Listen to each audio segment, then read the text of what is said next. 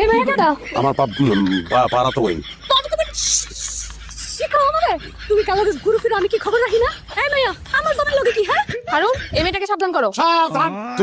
তুমি এই মেয়েটার সঙ্গে তুমি এরকম করতেছো কে রে?